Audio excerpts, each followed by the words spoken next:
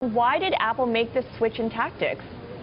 I think it has to do with where this company is. I mean, this is not, Scarlett, the Apple that introduced the world to the Macintosh with that famous 1984 Super Bowl commercial. This is also not the same Apple that was very punchy, trying to grab some attention away from Microsoft with its Get a Mac campaign. This is a company, as you'll now see, which is focusing more on the brand. Even in this latest spot, you can barely see the Apple products, and I think this goes back to the overall story, which is that Apple's got some great products that do very well in the market, but everybody's still waiting for the next big thing for them.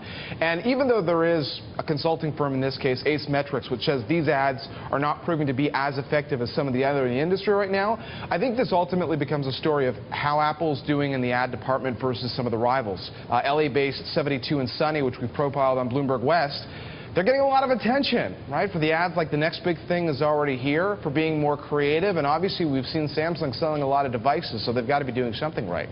You know, John, it's curious because in this ad, an actor reads the company's corporate philosophy. This is not exactly a company that tends to brag about itself in that way. It's an interesting twist. And I go back to the fact that they are in a tough position right now. I mean, the CEO, Tim Cook, keeps telling us there are big things coming from Apple.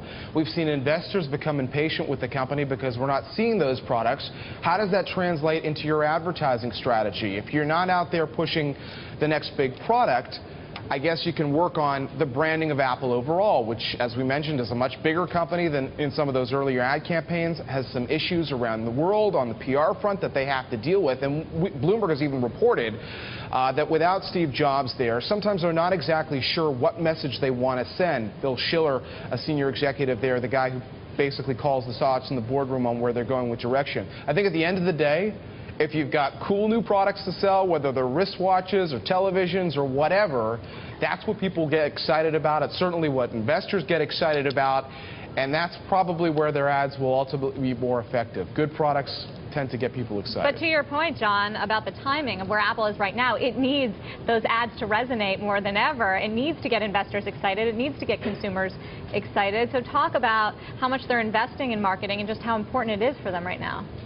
I mean, these are billions and billions of dollars that are being spent by this company, in part to also match what the competitors are doing. I think the marketing budget for Samsung last year eclipsed that of Apple by billions. And I think that, again, if you're Apple, can you afford to have a campaign that speaks more broadly to our PR image? Of course you can. If it doesn't resonate with viewers, you go back to the ones that say, hey, here's a new iPad or a colorful iPad, and here's the price tag, and you'll be excited about it. But new products do the best in terms of the market.